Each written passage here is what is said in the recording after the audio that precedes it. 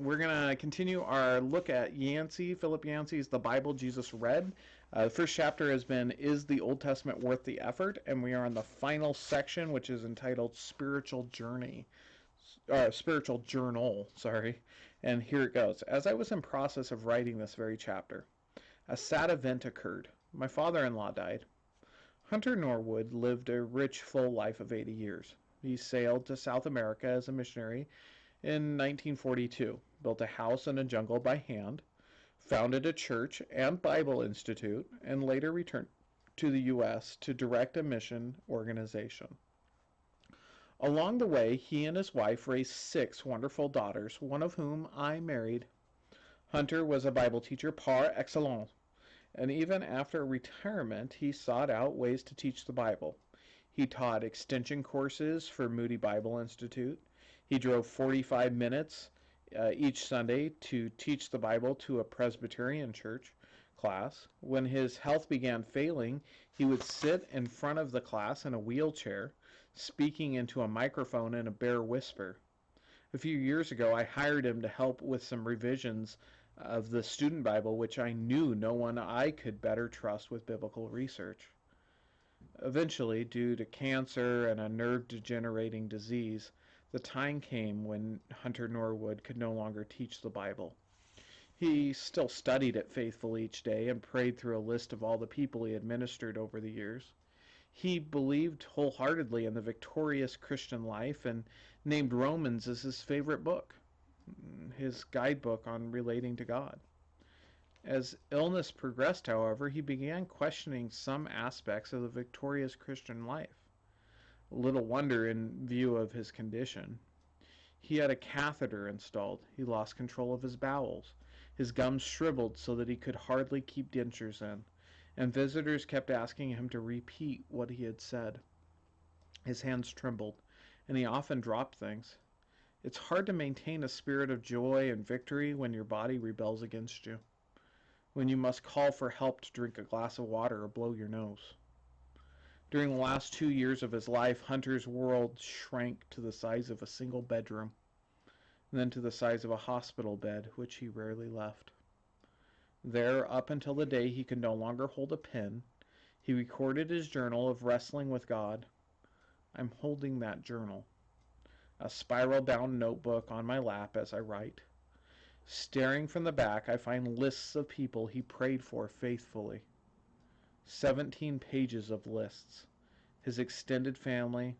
There is my own name beside my wife's, and the Indians in South America, the students in his many Bible classes, the missionaries he used to lead, the churches, widows, his neighbors. Stains, coffee, food, tears mark the pages.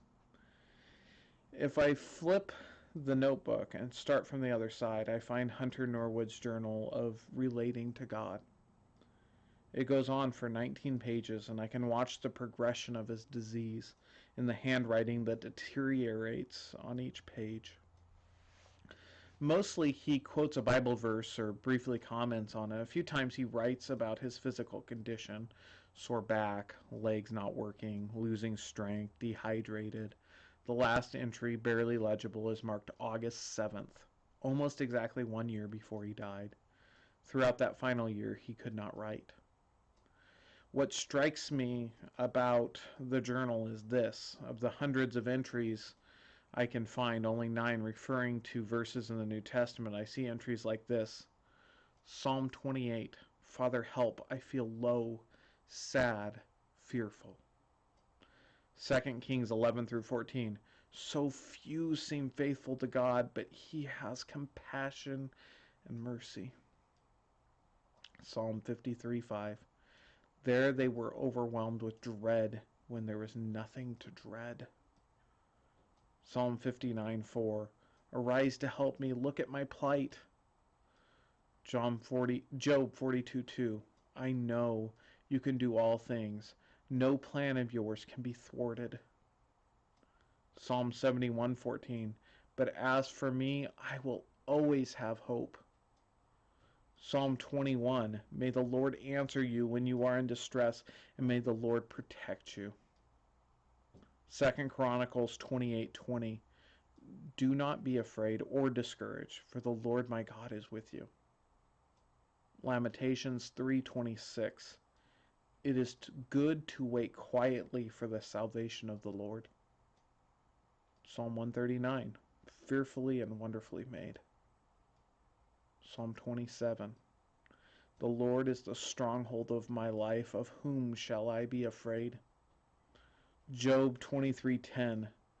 When he has tested me, I will come forth as gold. Psalm 40:10. Oh my God, do not delay. Job 36:15. He speaks to them in their affliction. Jeremiah 46:28. Do not fear, O Jacob, my servant, for I am with you, declares the Lord. Psalm 116:15. Precious in the sight of the Lord is the death of his saints. Psalm 121:2. My help comes from the Lord.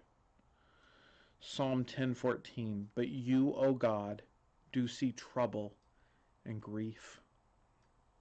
And those of you who knew Hunter Norwood well know that the last few years of his life were by far the hardest. Opponents of his faith had stoned him in Colombia. He coped with alligators, boa constrictors, and piranhas in Peru. He brought up 6 daughters in 2 different cultures. But none of these compared to the difficulties of lying in bed all day, his body defying his every command, waiting to die. Toward the end, it took all his effort to accomplish the simple act of swallowing and breathing.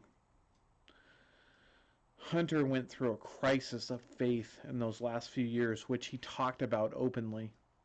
Answers that used to satisfy him no longer did. He lost spiritual confidence, not in God, but in himself. As he grew anxious, impatient, and fearful, he wept bitter tears over his own inability to maintain composure.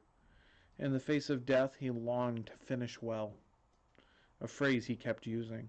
Yet again and again he disappointed himself. He feared disappointing God. The wavering yet rock-solid faith Hunter found in the Old Testament sustained him when nothing else could. Even at his most doubt-filled moments, he took comfort in the fact that some of God's favorites had battled the very same demons. He learned that the arms of the Lord are long and wrapped around those he loved, not just in prosperous and happy times, but especially in times of travail. I am glad that in those dark days, Hunter Norwood had the Old Testament to fall back on. Next time we're going to start chapter 2, which is entitled Job, Seeing in the Dark. Thanks for joining us.